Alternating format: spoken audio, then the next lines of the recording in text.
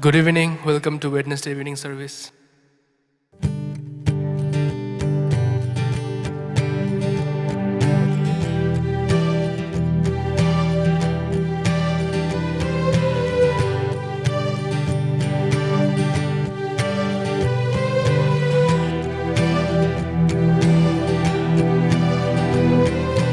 Water you turn into wine. Open the eyes of the blind.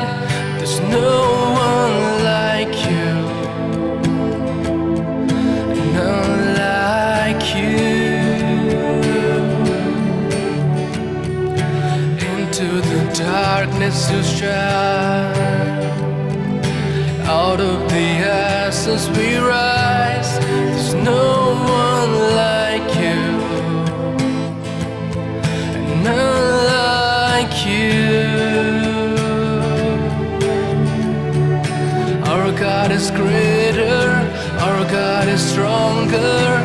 God, you are higher than any other. Our God is healer, awesome in power. Our God, our God.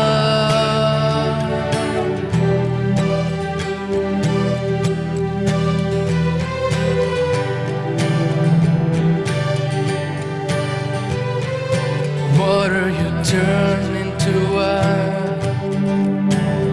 Open the eyes of the blind. There's no one like you, and none like you. Into the darkness you shine. Out of the ashes we rise. There's no one like you, and none like you. Our God is greater. Our God is stronger. God, you are higher than any other. Our God is healer, awesome in power. Our God, our God. Our God is greater. Our God is stronger. God, you are higher than any other. Our God is healer, awesome in power. Our God, our God.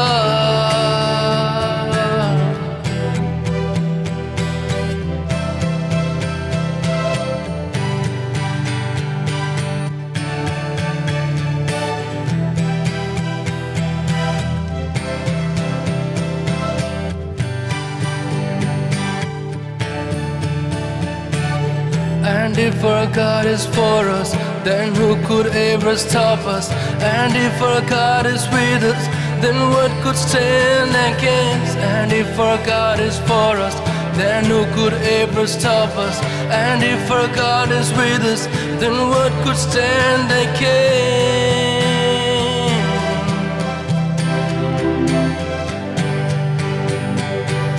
Then what could stand against?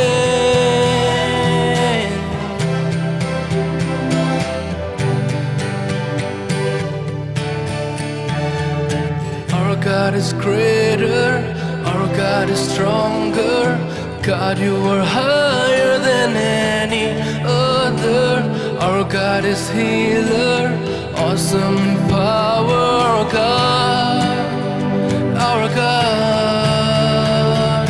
Our God is greater, our God is stronger. God, you are higher than any other. Our God is healer, awesome in power. Our God, our God, our God, our God.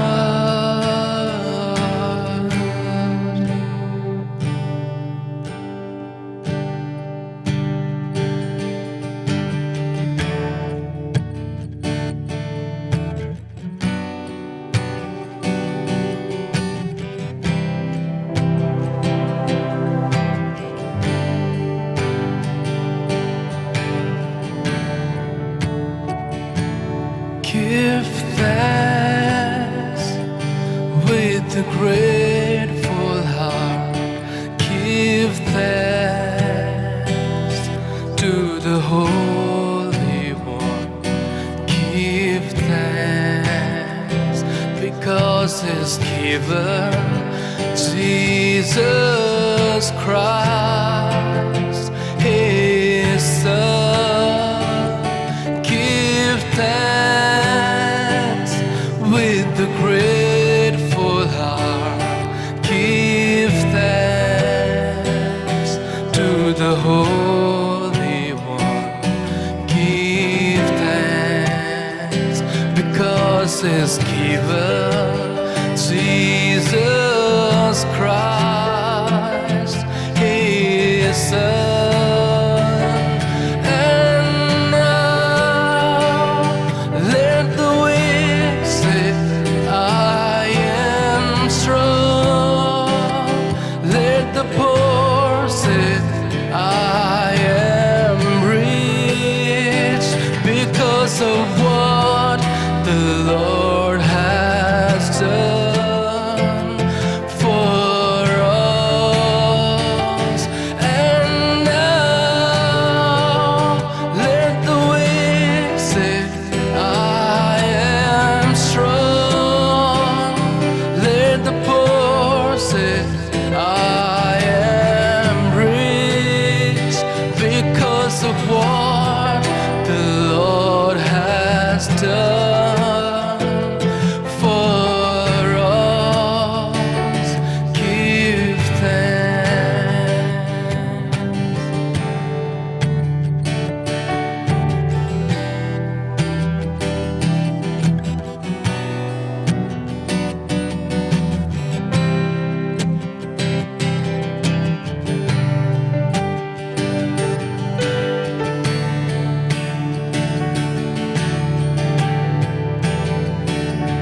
Give thanks with a grateful heart. Give thanks to the Holy One. Give thanks because He's given Jesus Christ, His Son. Give thanks with the grateful heart. Give thanks to the Holy One. Give thanks because He's given Jesus Christ, His Son. And now let the weak say, I am strong. Let the poor say, I am rich because of what the Lord has done for us. And now let the weak say, I am strong. Let the poor say, I am rich because of what the Lord has done for us. Give thanks. Give thanks.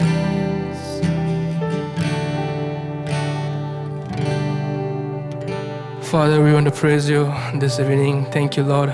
We want to thank you for the work of Christ in our life. Thank you for this time. Thank you. We want to praise you. We want to glorify your name. Thank you that you are strength in our weakness, and all the glory and praise is belong to you. Jesus, give us a good time and bless our service. In Jesus' name we pray. Amen.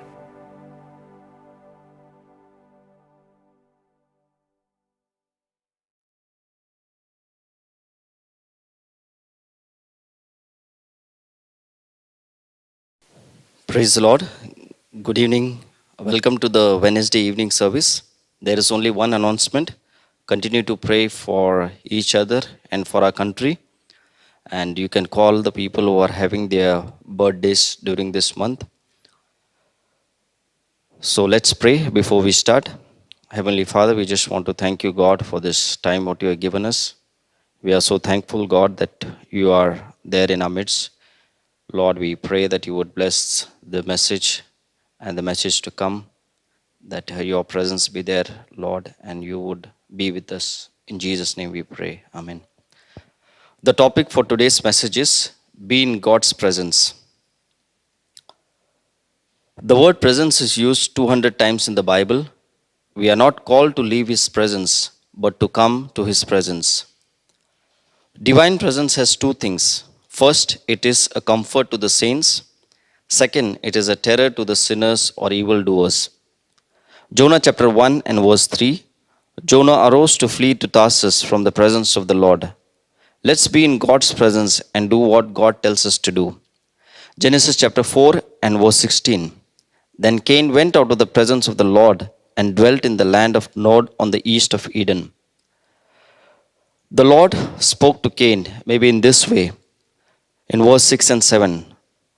What's wrong with you? Why did you have such an angry look on your face? If you have done the right thing, you would be smiling. But you did the wrong thing, and now sin is waiting to attack you like a lion.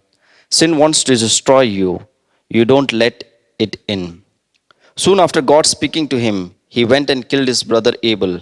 Because of this murder, now he is away from God's presence. He went to build a city rather than being in God's presence.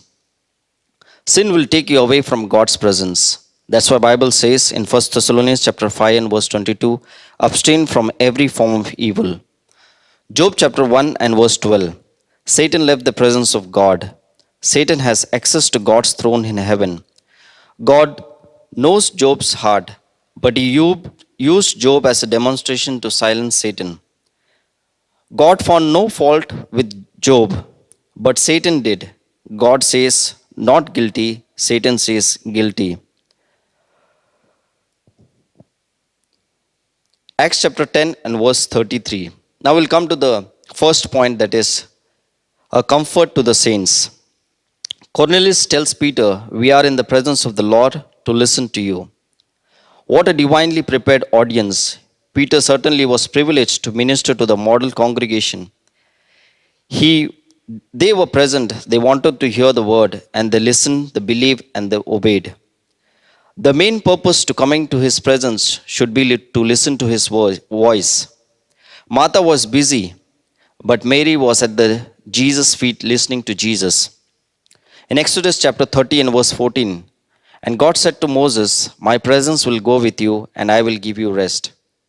God's presence is the key to the miracles that could ever happen in our lives. Moses was determined not to move unless God's presence was with him, and the Lord honors his request. Pastor Stevens said, when his presence is available, why would anyone want to experience the presence of the old sin nature with all that it produces? Why would anyone want to experience the presence of someone who is alienated from God because of indifference, incompatibility, and reaction, when he can have God's presence? Bible says, know no man after the flesh in 2 Corinthians chapter 5 and verse 16. The tabernacle was erected at the God's appointed means of Israel's worship. Its structure emphasized that the recognition of God's presence in the most holy place was the very essence and climax of nation's worship. Its movable character underscored that the divine presence was not restricted to one location, but continued with the people on location, with the people on their journey. The pillar of cloud and the pillar of fire symbolizes that presence. When it rose from the tabernacle, it signaled the beginning of the journey towards the promised land, and its stopping was a signal to make the camp. Are we moving when God is telling us to stop, or are we stopping when God is telling us to move? Psalm chapter 16 and verse 11. All of us know this verse. It relates to the future, being in heaven forever and enjoying his presence. You will show me the path of life. In your presence is fullness of joy. At your right hand are pleasures forevermore. Another translation says, "You have shown me the path of life, and you made me glad by being near to me, sitting at your right hand. I will always be joyful." There is joy in God's presence. There are so many verses which talks about that. Luke chapter 23 and verse 43. Today you will be with me in paradise. That is what Jesus told the person on the thief who was on the cross. 2 Corinthians chapter 5, 8. Absent from the body and present with the Lord. That's a joy in God's presence. In 1 Thessalonians chapter 5 and verse 17. When we will be raptured, there is joy in God's presence. I like to give a small example. A very busy mother went into her room in the night to write a letter. She sat at her desk and was writing. After some time, his son came in the room and sat on a chair. She said, "How long you have been here?" "All the time, Mama," he said. "But you were too busy to notice me." Ask God how long He has been with us, and He will say all the time. But we are busy with our own thing. The same thing happened in Luke chapter 24, verse 13 to 19. Jesus drew near to the two disciples, but they did not recognize Him at first. How many times have we gone through time when Jesus was right there with us in our furnace of affliction, but we were unaware of His presence? Our eyes of faith could not behold Him, even though He was there in our deepest trial. Throughout the Bible, whenever believers gave first priority to God's presence, they did not focus on anxiety, insecurity, lust, fear, or people's fault. Instead, they focused on the presence of God's mercy, love, forgiveness, and power. It's so important that we wake up every day with His presence and continue to be with Him throughout the day. All the missionaries who served our Lord Jesus Christ, like Hudson Taylor, David Livingstone, William Carey, Billy Graham, etc., were in the presence of God, and God used them in a very unique way. A believer can practice the presence of God many times a day, and sometimes the presence of God can be broken. To illustrate that, whenever we make calls to people, you see that it shows poor connection.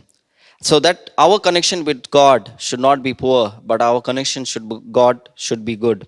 Ask the Holy Spirit to help you to be in His presence, and look at the cross, which will help you to be at His presence. Look at the cross, what He has done for us, how much He went through at the cross. What did Paul say in 2 Timothy chapter 4 and verse 17? Near the end of Paul's life, at his final trial before the Roman authority, he confessed that the Lord stood by me and gave me strength to proclaim the message fully. God's presence is first in the pilgrimage of life, that is Genesis chapter 28 and verse 15. God's presence affords rest, Exodus chapter 33 and verse 14. God's presence gives courage in life's battle, Deuteronomy 20 and verse 1.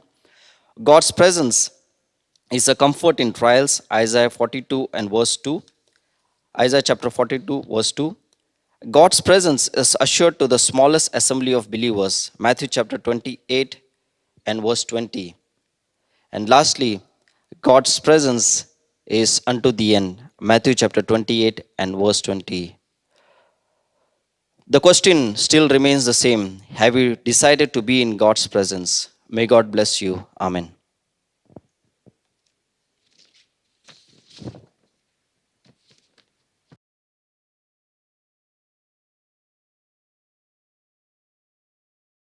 Good evening, everybody. Welcome to the Wednesday evening service today. It's really good to be in the house of the Lord today. And let's have an expectation from the Lord this evening as we are here. And let's believe God that He is going to speak to us today. And let's turn in our Bibles to Romans chapter 12, verses 1 to 3. Romans chapter 12, verses 1 to 3.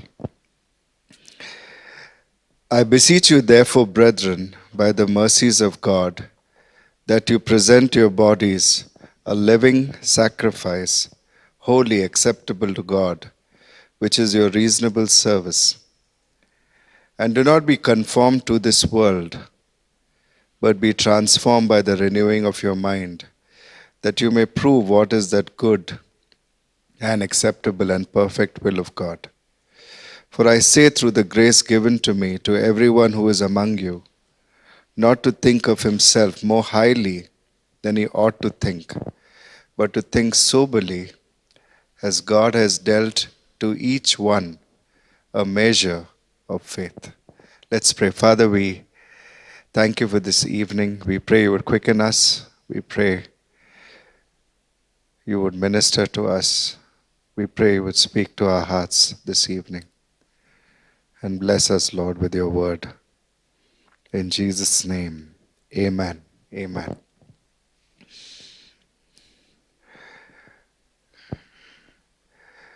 This evening, I would like to speak on the subject of, or the theme, living in mind renewal. Living in mind renewal. This season has been a unique season for us, and we see that there has been a lot of cases of depression and suicide and different other things because of the mental condition or the mental health of people all over the world. And I've been meditating on this subject of the mind.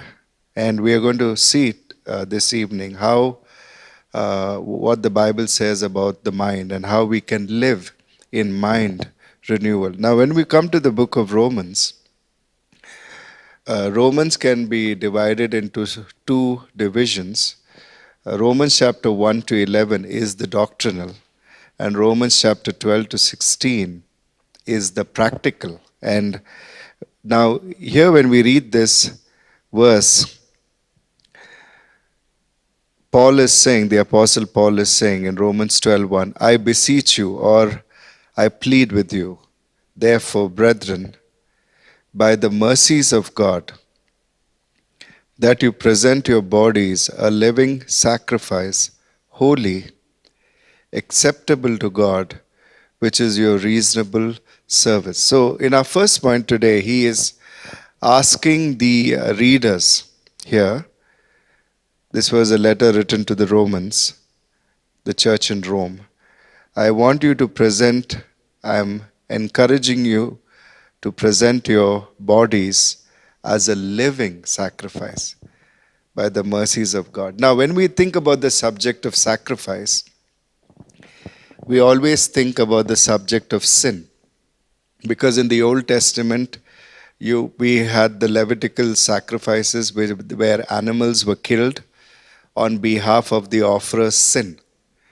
And we also know in Ephesians 5:2 that the Lord Jesus Christ also gave up his life on the cross, and he was a sweet-smelling aroma and sacrifice unto God the Father, and he lost his life. But here when it is talking about sacrifice, it is talking about a living sacrifice, and it is talking about your bodies. Present your bodies as a living sacrifice. And what does that mean? This is what it means. It means me, who is a living person, I voluntarily place myself on the altar. And in this situation, what dies is my self and the rights that I have to myself. But here he is saying it is totally voluntary. Now, one of the things we need to understand is this, that Romans 1 to 11 talks about what God has done for us. And then Romans 12 is the practical, that what God appeals from us, or what God appeals to us to do for him. But it is primarily based upon what God has done for us. So if you see Romans, and we can just do a quick survey. In Romans 3:23, all have sinned and fallen short of the glory of God. Verse 24, being justified freely by his grace through the redemption that is in Christ Jesus. So it talks about the gospel, that we were justified freely. Romans 4 talks about justification by faith, where it says in verse 2, if Abraham was justified by works, he has something to boast about. but not before God. Verse 3, for what does the scripture say? Abraham believed God and it was accounted to him for righteousness.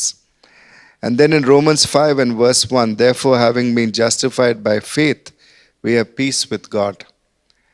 Then it goes on to say, how did God love us in Romans 5, 6 to 11? When we were ungodly, when we were sinners, when we were enemies, and when we were without strength. And in Romans 5, 12 to 21, it talks about the federal headship changing from I was under Adam, and now after believing in the Lord Jesus, I've come under the Lord Jesus Christ and come under all the privileges of the Lord Jesus Christ. Romans 6 talks about dying to self in terms of that we died with him, our co-crucifixion with him. And Romans 7 talks about the struggle which Paul had within himself. And in Romans 8:1, there is therefore now no condemnation, and it talks about the ministry of the Holy Spirit in Romans 8. And then it talks about no separation from the love of God in Romans 8:35 to 39. In Romans 9, it talks about Israel's past election. In Romans 10, their rejection during the gospel age because they tried to gain salvation through works. And Romans 11 talks about their future election. And then it ends with here in Romans 11:36, for of him and through him and to him are all things, to him be glory forever. Amen. And now Paul is saying, I beseech you, present your bodies as a living sacrifice. Now, one of the things we need to consider here is that this is a once and for all act. This is not something we do on a daily basis. Once we understand what the Lord Jesus Christ has done for us, then we come to a place where we are motivated by his love and we voluntarily make that decision once in our life to present ourselves as a living sacrifice. And a good example would be marriage. You decide to marry one woman, and when you marry, you have made that decision. Every morning, you're not deciding to marry the same woman. You're already married to one woman. Now you are enjoying the marriage. In the same way, this is talking about, now Paul is saying, based upon what Jesus has done for you and all the spiritual privileges which have come to you because of his grace, now I beseech you to present yourselves as a living sacrifice. Now, this is a purely voluntary thing. And we could say that many times we find it very difficult to make this decision because we don't want to give up our rights.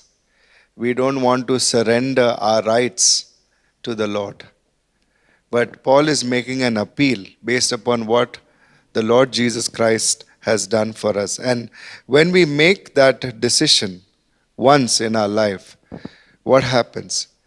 We are now at the disposal of God. We are his. We are available to him. And what are we? We are holy. We are set apart unto God. We are acceptable or well-pleasing to him because the acceptance happened because of what Jesus did on the cross. And it is a reasonable service, or it is something which is logical, reasonable, something which God is asking for is reasonable, it's logical. And the word service talks about religious worship involving sacrifice, the Levitical system. So it is like our reasonable worship, reasonable service unto the Lord. Now, once we make that decision purely, which is voluntary, then what happens? I'm giving up my rights. Then this is what happens in verse 2. We come to our second point. Once we have made that decision to offer up ourselves once in our lifetime, in verse 2, and do not be conformed to this world, but be transformed by the renewing of your mind. So it talks about two sources for the mind, either the world or the Word of God. Just two sources for the mind, either in this context, either the world or the Word of God. And it is saying here, do not be conformed. And this word conformed is something which happens on the external, and it pressurizes me to conform to that, take that shape of it. For example, if you make a cookie dough and you take a cutter and you press the cutter into the dough, it takes the shape of the cutter or the mold. And that's what the world is doing unto us. It is putting a certain kind of pressure onto us.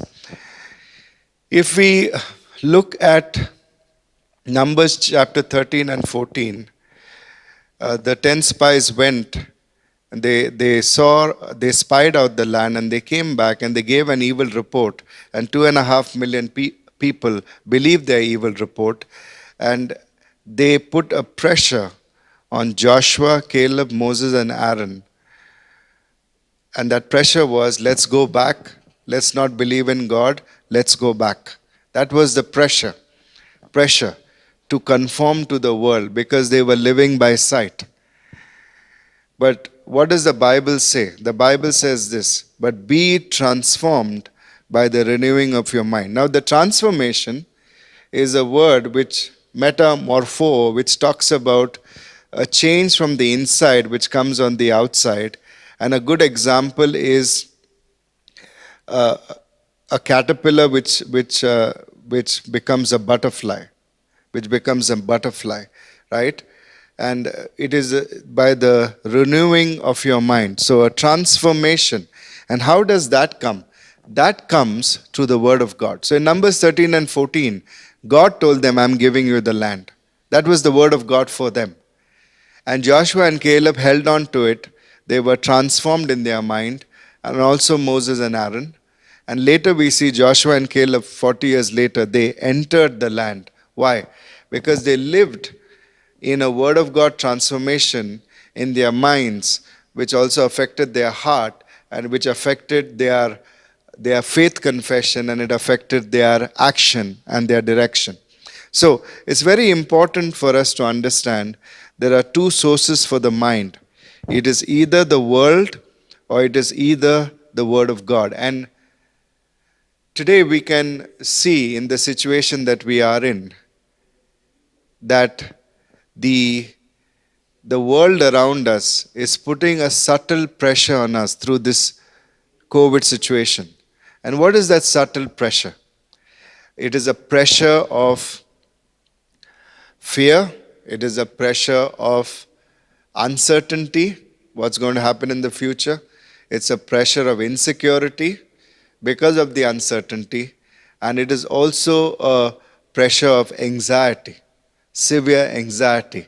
There's a subtle pressure on us. Every time we get up in the morning, we read the papers or we look at the phone, there is a subtle pressure on us which is getting us to be conformed to this world, which is getting us to be sorrowful. It is getting us to be dreary in our thinking. It is getting us to a place of despair in our minds.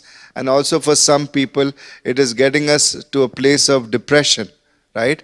Because it is affecting our minds. And today we are going to see through the passage that how we can understand this, how we can live in mind renewal and overcome this. So, two sources in verse 2, and then it says here, that you may prove what is that good and acceptable and perfect will of God. Now this is important, very important. When I conform to the world, what happens is I am simply serving myself. When we were unsaved, what were we doing? We were serving ourselves. If we were part of a certain religion or if we were idolaters, we were telling the idol what we want the idol to do for us. But it was all about self, and we were serving ourselves, and we were living for self, and we were worshipping ourselves. Now the appeal that the Apostle Paul is making is based upon what the Lord Jesus has done for you on the cross, based upon the finished work, based upon His grace which He has given to you, that you have an eternal place in heaven. Now the Apostle Paul is making an appeal that we who live should not live for ourselves, but unto him who loved us and died for us. In 2 Corinthians 5:14 onwards. And that is an important point. So if we don't make that decision, if we are not motivated by his love, and we don't make that decision, then what happens is we start living in ourself. It is all about what I want. It is all about what I think that God should do. It is all about my plans coming to pass. And then what happens is there is anxiety, there is striving, there is trying to make things happen, there is a disappointment, and so on and so forth. And this is what the world faces because they only have themselves. But for the born again Christian today, it is not about self, it is about God. We have God. And that is the greatest difference. So we are here now serving God, and what needs to happen is a constant mind renewal. When you come to verse 2, it says, do not be conformed, but be transformed. The tenses are, it is present imperative active, which means the Apostle Paul is saying, I command you not to be constantly conformed to the world, but I command you to be constantly conformed, right? Constantly transformed by the renewing of your mind. Constantly transformed. And that is why we need the intake of the Word of God constantly. That is why we need to read the Word daily. We need to hear the Word as often as we can. Because whatever we feed on, right? In the world today, there is this aspect of content. What is the content that you're consuming? Whether on the internet or through the printed media, what is the content? And whatever we feed on is that which has an effect on our mind and then our attitude and our outlook. So there needs to be a constant mind renewal on a daily basis. And this gives us a few things. The first thing it does is, when we receive the Word of God on a daily basis, the first thing is it gives us a direction change. A direction change, or we could call it repentance. In Acts 2:38, when Peter preached, he says, repent. Why did he say repent? Because it was the same generation who had physically put Jesus on the cross, and he's saying, repent, or change your thinking. Change your thinking. So repentance there is a change of mind consequent to retrospection. I think about an action I've done, then the Word of God comes, and the Word of God refutes that action, and now I change my mind. This repentance is also implied when we share the gospel. In 1 Thessalonians 1:9, the Thessalonians turned to God from idols. They turned to God from idols, and it signifies there an implied repentance. So when the Word of God comes, so let's say in terms of the preaching of the gospel, there is a change of mind. Turning to God and His ways and His Word from my thinking, from my idols or my religion or whatever I have believed in, turning to God. There is also repentance in 2 Corinthians 7:8-10, when the Apostle Paul wrote, I wrote you a letter, and I wrote it, he's saying, and he says in verse 10, godly sorrow worketh repentance unto salvation. And that is talking about when the Word of God comes in and it corrects my thinking.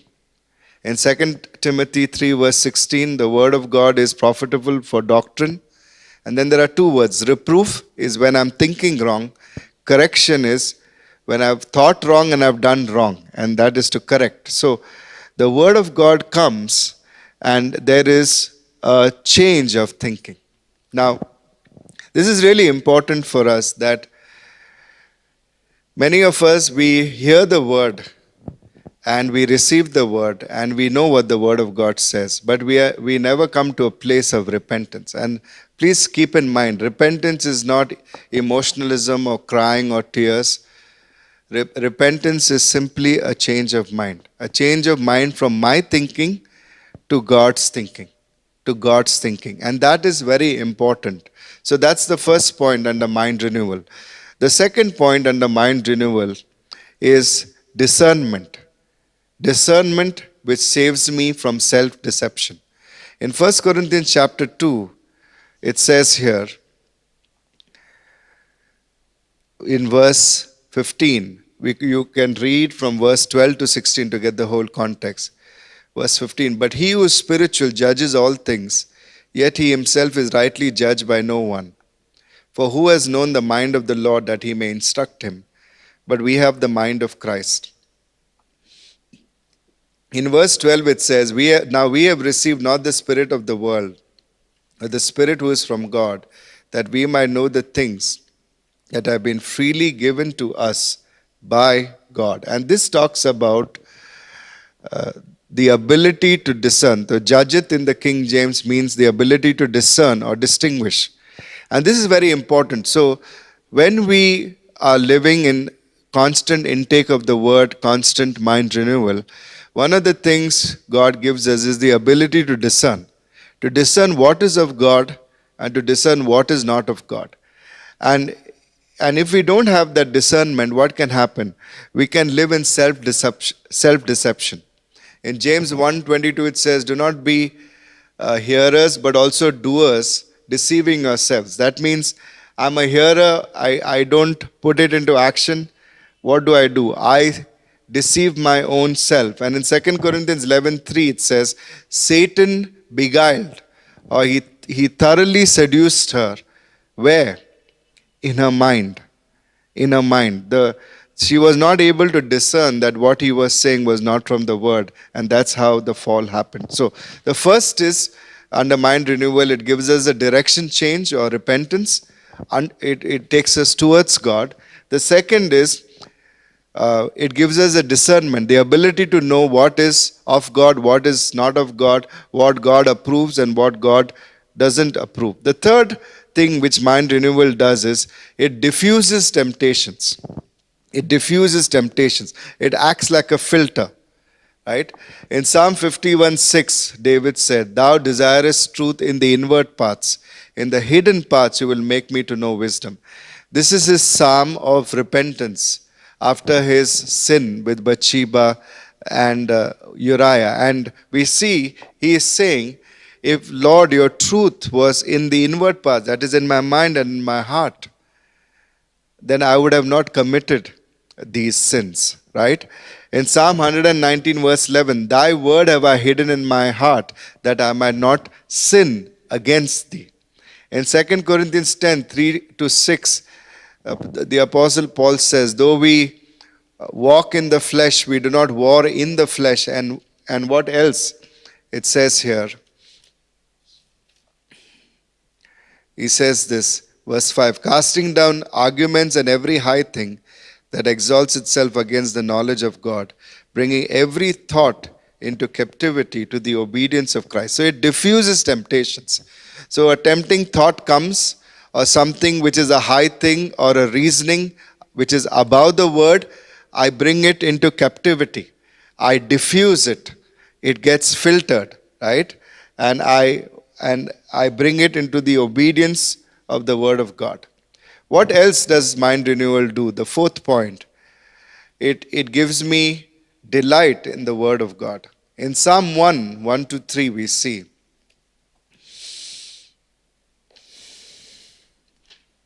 it says here, blessed is the man who walks not in the counsel of the ungodly, nor stands in the path of sinners, nor sits in the seat of the scornful. But his delight is in the law of the Lord, and in his law he meditates day and night. He shall be like a tree planted by the rivers of water, that brings forth its fruit in its season, whose leaf also shall not wither, and whatever he does shall prosper. But his delight is in the law of the Lord, and in his law he meditates day and night. Now, one of the things which happens once we get born again is that God gives us a great desire for his word. He gives us a great love for his word. It is not something that we produce.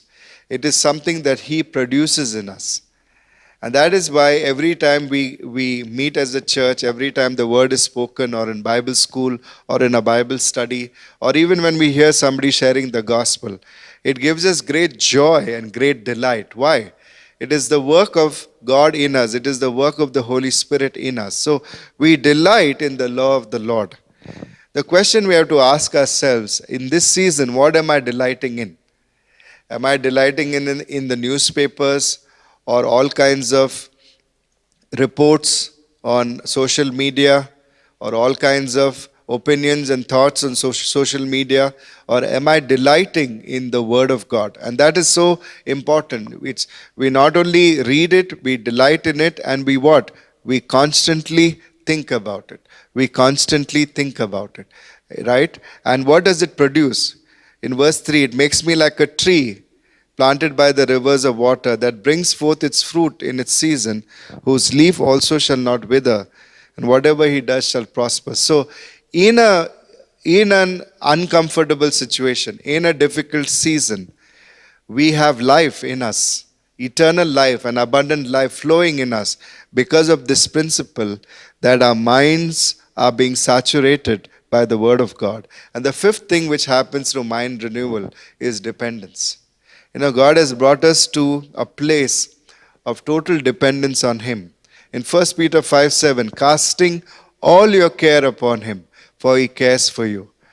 Whatever are your anxieties, fears, insecurities, uncertainty, whatever it is, just give it over to God. That's why, because the Bible says He cares, that the tense is He is constantly caring for us. Give it over to Him. And in conclusion today, what can we learn from this Romans chapter 12? This is what we can learn. That when we live in mind renewal, what happens is the focus shifts from self to Him. And in verse 3 it says, we learn not to think highly about ourselves. We think soberly, or being sober means, it's the same meaning of when a person is drunk and when a person is not drunk. Means sober, he is alert, right? We think soberly, we think correctly. Why? Because everything that we have, and then this person now, once he's transformed, he starts using his gifts in verses 4 to 8. In verse 9 to 16, there is a kind of character he has. And in verse 17 to 21, it talks about how he lives with others, no vengeance. And verse 21 says, do not be overcome by evil, but overcome evil with good. He learns to overcome evil with good, right? He learns to overcome all that is happening with a different way of thinking, which is through the word of God today. So, in conclusion today, this is a beautiful privilege for us. We come before God. And sometimes, have you ever seen a person who is reluctantly going for a surgery?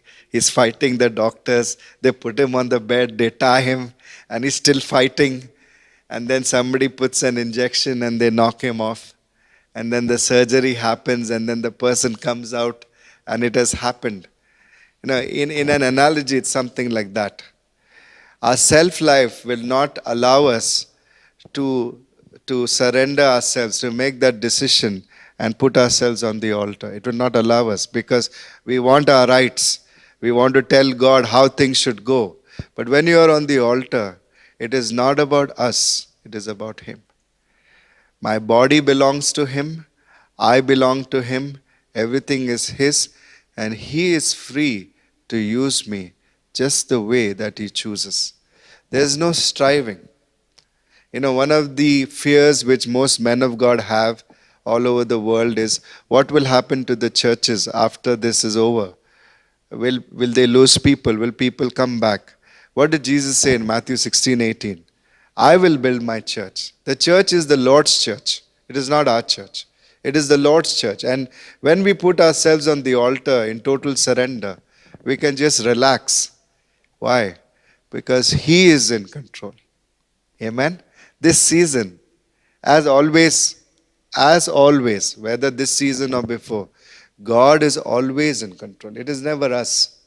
and we simply surrender to Him, and we simply live in this mind renewal. When the Word of God comes and it corrects me, I humble myself and I repent. When the Word of God comes and it shows me discernment, then I make the decision to choose what pleases God. When the Word of God comes and there's a temptation, the Word of God is able to filter or diffuse that temptation. I delight in the Word of God, and we learn to depend 100% on the Lord and just simply cast our cares on Him. Once you give it, it's done. You're not doing it all the time. You just give it at a point in time and it's done. So, in conclusion, today, we can be full of joy today. We can be full of the love of God. We can be full of peace today. And we can have great mental health. There is no place for depression and sorrow and despair and moodiness and the moody blues. There's no place when we live in this aspect of mind renewal. Mind renewal. Let's take the Word of God seriously. Let's receive it with humility. Let's read it. Let's pray. Let's think about it all the time. Let's ask God to give us wisdom and understanding and personal remas for our life and live in it and live in His perfect will, not in our will. Right? And what happens? There will be a deep transformation in our hearts and in our minds. It will happen on the inside and it will come out on the outside. Let's pray. Father, we thank you for speaking to us, Lord. Yes. Help us not to love the world, not the things that are in the world. The Bible says if anybody loves the world, the love of the Father is not in him. Yes.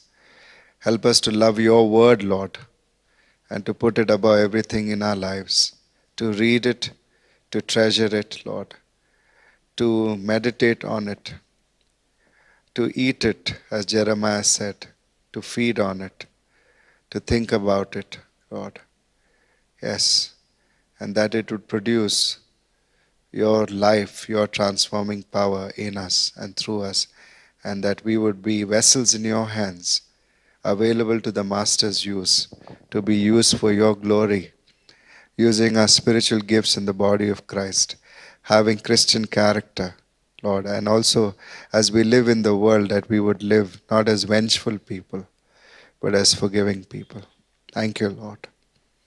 Yes, that we would learn to overcome evil with divine good through our thinking, Lord. Yes, Lord, renew our thinking, Lord. Give us a renewed mind on a daily basis, we pray, as we take in your word. In Jesus' name we pray. Amen.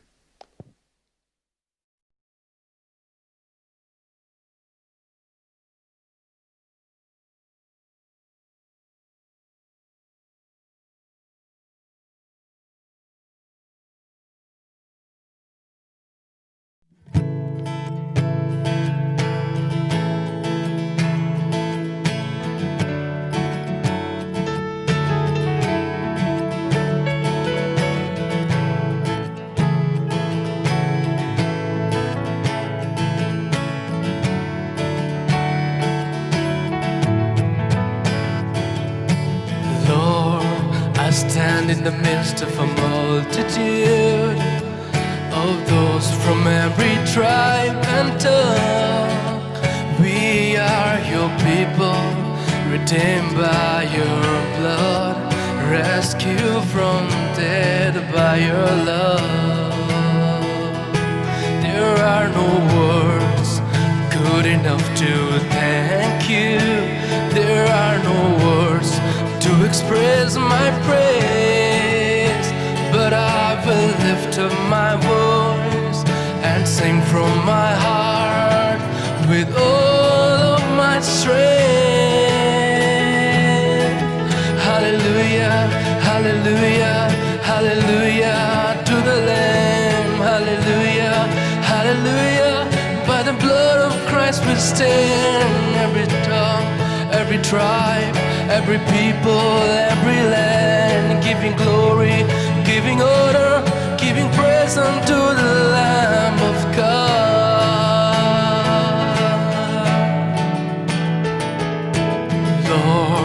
We stand by your grace and your presence, cleansed by the blood of the Lamb. We are your children, called by your name. Humbly we bow and we pray. Release your power to work in us and through us, till we are changed to be more like you. And all the nations will sing your glory revealed and worship you. Hallelujah, hallelujah, hallelujah to the Lamb. Hallelujah, hallelujah. By the blood of Christ we stand. Every tongue, every tribe, every people, every land, giving glory, giving honor, giving praise unto the Lamb. Hallelujah, hallelujah, hallelujah to the Lamb. Hallelujah, hallelujah. By the blood of Christ we stand. Down every tribe, every people, every land, giving glory, giving honor, giving praise unto the Lamb of God.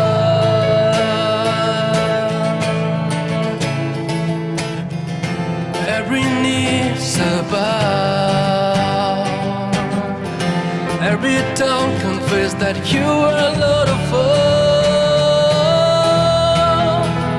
Hallelujah, hallelujah, hallelujah to the Lamb. Hallelujah, hallelujah.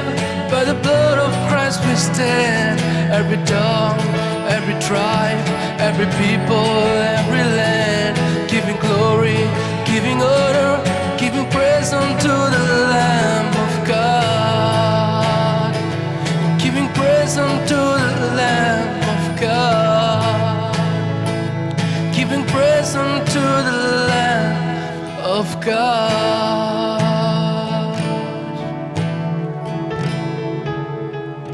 Thank you, Father. Thank you for this evening. Thank you for giving us a wonderful time.